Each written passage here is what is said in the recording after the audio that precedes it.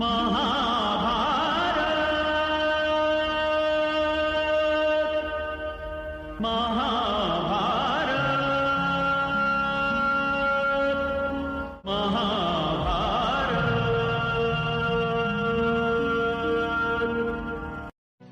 वनवास की कठिनाइयों को झेलने के पश्चात अब पांडवों के 13 वर्ष के अज्ञातवास का समय आया। अब पांडव आम जनता से दूर वन में एकांत स्थान पर विचार करने लगे कि 1 वर्ष का अज्ञातवास किस नगर में बिताया जाए। अर्जुन ने विराट नगर जाने का प्रस्ताव दिया, जिसके राजा विराट दुर्योधन की बातों में नहीं आएंगे। अब सभी पांडव भाई वेश बदलकर विराट नगर की ओर रवाना हुए और मार्ग में अपने सारे शस्त्र एक शमशान में रख दिए। विराट नगर पहुंचने के बाद वो राजा की चाकरी में लग गए। लोगों के शक होने पर राजा ने भी पांडवों पर शक किया, किंतु विश्वास दिलाने पर उन्हें सेवा में ले लिया। अब राजा के दरबार में पांडवों को अलग अलग कामों के लिए नियुक्त किया गया। युधिष्ठिर को विराट नगर के दरबार में कंक नामक दरबारी बनाया गया, जो सदैव राजा के साथ चौपड़ खेलने में व्यस्त रहता था। भीम वल्लभ नाम से रसोई घर का मुखिया बन गए और कुश्तियां लड़कर राजा का मन बहलाते थे। अर्जुन स्त्री के भेष में ब्रनला नाम से विराट नगर की दासियों के साथ नाचने गाने लगे और राजा की पुत्री उत्तरा को नृत्य सिखाने लगे। नकुल अस्तबल में ग्रंथिक नाम से घोड़ों की देखभाल और बीमारियों को इलाज करने लगे। सहदेव तंतीपाल बनकर गाय बैलों की सेवा करने लगे। द्रौपदी सैरंद्री नामक दासी बन गई, जो विराट नगर की महारानी सुदेशना की सेवा में लग गई। महारानी सुदेशना का भाई कीचक बड़ा ही बलशाली और वीर योद्धा था।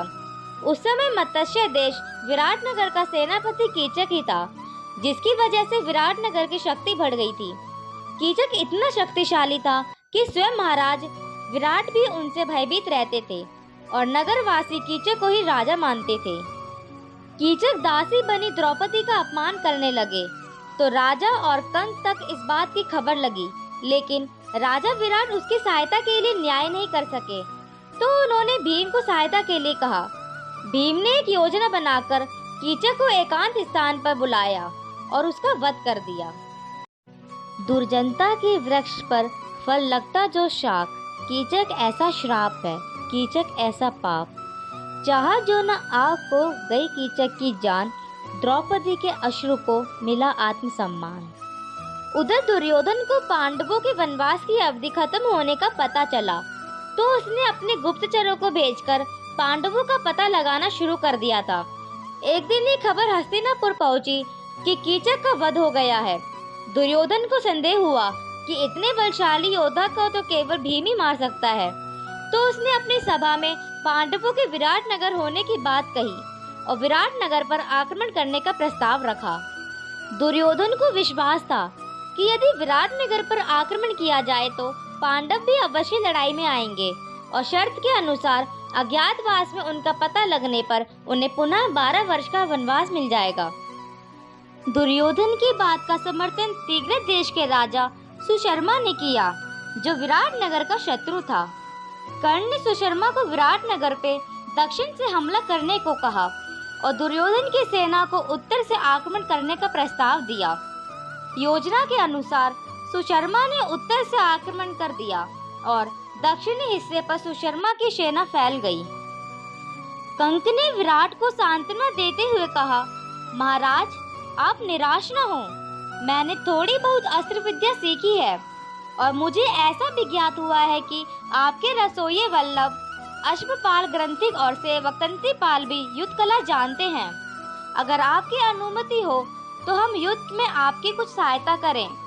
कंक की बात सुनकर राजा विराट प्रसन्न हुए और अर्जुन को छोड़कर उन चारों के लिए रथों और शस्त्रों का प्रबंधन करवाया। अब राजा विराट की सेना और सुशर्मा की सेना में भीषण युद्ध हुआ और सुशर्मा ने राजा विराट को बंदी बना लिया। अब युधिष्ठिर ने भीम को सुशर्मा की सहायता के लिए भेजा और भीम उन्हें छुड़ाकर ले आए।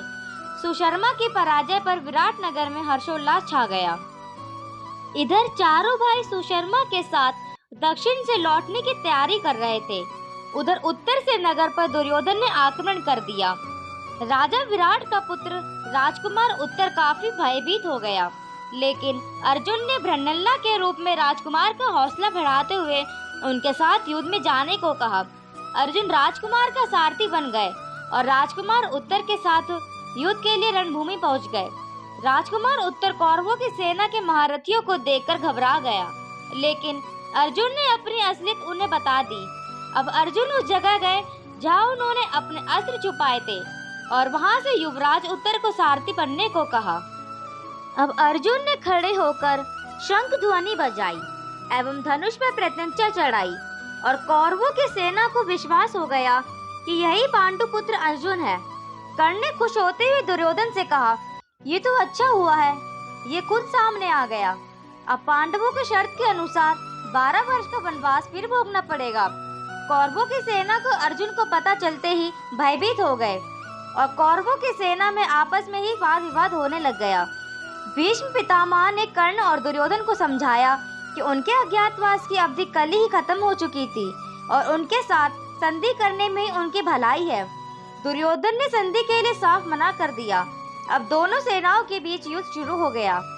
बाण चढ़ाकर धनुष पर करते भीष्म विचार, प्राणों से प्रिय जो मुझे कैसे करूं प्रहार। अर्जुन के तीरों से कर्ण घायल होकर रणभूमि से भाग गए और उन्होंने द्रोणाचार्य, अश्वत्थामा और कृपाचार्य जैसे महावीरों को भी परास्त कर दिया। अब अर्जुन ने दुर्योधन पर हमला कर उसे भी भीषण रूप से घायल कर लिया और दुर्योधन भी रणभूमि छोड़कर भाग गए। भीष्म की सहमति पर सारी कौरव सेना वापस हस्तिनापुर लौट आई। अब अर्जुन ने विराट नगर लौटकर विजय का सारा श्रेय राजकुमार उत्तर को दे दिया। नगर पहुंचने पर पूरी सेना का भव्य स्वागत किया गया। राजा विराट को जब ये सूचना मिली कि राजकुमार उत्तर कौरव की सेना को हराकर वापस लौट रहे हैं, तो उन्होंने विश्वास नहीं हुआ कि उनका पुत्र अकेले कैसे युद्ध जीत सकता है। अब राजा विराट अपने पुत्र की वीरता के कारण गर्व से फूल गए और उनका गुणगान गाने लगे। अब कंक बार बार भृन्नता के सारथी बनकर युद्ध करने की तारीफ कर रहा था। राजा विराट को कंक पर गुस्सा आ गया और क्रोधित होकर उन्होंने चौसर के पास से कंक के मुंह पर मारकर उन्हें घायल कर दिया। अब उत्तर और भृन्नता दोनों द्वार पर पहुंच गए थे, लेकिन कंक ने सैरंध्री को भृन्नता को बाहर रखने को आदेश दिया ताकि उसके खून देखकर वो क्रोधित न हो जाए। लहू धर्म का जब गिरे करे धरा का नाश, सैरंध्री आगे बढ़ी लिए धर्म विश्वास। अब उत्तर के राजा विराट से भेंट हुई और उन्होंने कंक के खून निकलने का कारण पूछा, तो राजा विराट ने सारी घटना बताई। राजकुमार उत्तर ने अर्जुन की असलियत और पांडवों की सच्चाई अपने पिता को बताई। राजा विराट शर्म के मारे कंक के चरणों में झुक गए और क्षमा याचना की। कंक ने राजा विराट को क्षमा कर दिया। अब पांचों पांडव ने सभा में अपने असली परिचय दिया और सभा के सभी लोगों ने उनकी प्रशंसा की। अब राजा विराट ने अपनी पुत्री का विवाह अर्जुन के साथ करने का प्रस्ताव दिया, किंतु अर्जुन ने उन्होंने उनकी पुत्री की तरह गाना बजाना सिखाया था, इसलिए मना कर दिया। लेकिन उन्होंने अपने पुत्र अभिमन्यु के साथ उनका विवाह करने का प्रस्ताव रखा। राजा विराट सहमत हो गए। महाभारत कथा अथ श्री महाभारत कथा, महाभारत कथा, महाभारत कथा। कथा है पुरुषार्थ की, ये स्वार्थ की, परमार्थ की, सारथी जिसके बने श्री कृष्ण भारत।